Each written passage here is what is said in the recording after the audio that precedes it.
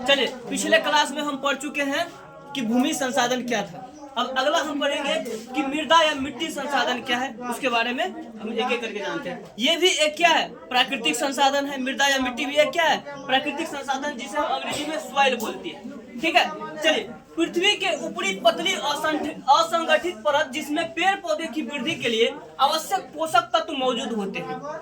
ऊपरी परत पृथ्वी का होता है और जिसमें क्या होता है, पोषक तत्व पाया जाता है जो पेड़ पौधों की वृद्धि के लिए आवश्यक होते हैं। तो उसे हम क्या कहते हैं, मृदा कहलाता है। वही क्या कहलाता है, मृदा कहलाता है। अगला है हमारा मृदा के निर्माण के कारक। मृदा के निर्माण में कौन कौन से जो है उसके कारक बनते हैं, या कह सकता है कि मृदा को बनने में क्या क्या चीज की आवश्यकता है, उसको हम एक एक करके समझते हैं। पहला है उच्चावच। उच्चावच क्या होता है, रिलीफ बोलते हैं अंग्रेजी में, कि मिट्टी का जो उभर खावर भूमि होता है ना, वो मृदा के निर्माण में क्या होता है, एक कारक बनता है। दूसरा है चट्टान।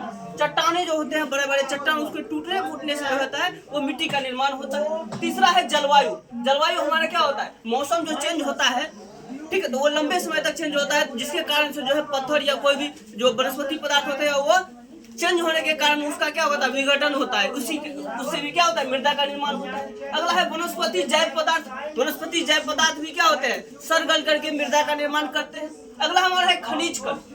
धरती के अंदर से जो निकलते हैं वो कण भी क्या करते हैं, मृदा के निर्माण में बहुत बड़े कारक बनते हैं। अगला हमारा समय। समय भी क्या होते हैं, मृदा के निर्माण के कारक होते हैं, जो समय लगता है किसी भी चीज को विघटन होने में। तो ये क्या है, ये सारे जो थे हमारे मृदा निर्माण के कारक हुए। नोट में हमको दो पॉइंट क्या है कि कुछ सेंटीमीटर मृदा के निर्माण में लाखों वर्ष लग जाते हैं। कुछ सेंटीमीटर मृदा के निर्माण में क्या होते हैं, लाखों वर्ष लग जाते हैं, जिसके कारण अर्थात मृदा निर्माण की प्रक्रिया बहुत ही धीमी होती है। इसीलिए कहा जाता है कि मृदा निर्माण की प्रक्रिया क्या है, बहुत ही धीमी है। दूसरा है मिट्टी के अध्ययन के विज्ञान को हम मृदा विज्ञान कहते हैं।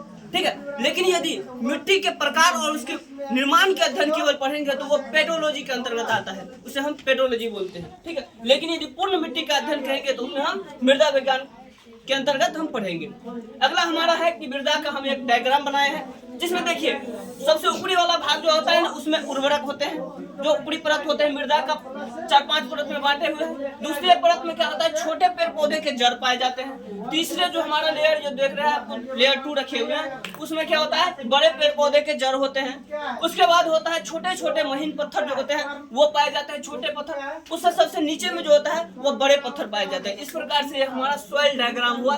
इसको भी एक एक करके बना लेंगे। पहले इसको लिखिए, पूरा नोट पॉइंट को लिखिए, उसके बाद क्या करेंगे, इस डायग्राम को बना लेंगे। हो गया, इतना ही हमारा मृदा था। उससे आगे हम मृदा के प्रकार के बारे में समझेंगे। आगे चलिए देखते हैं। चलिए इसको लिखिए पहले।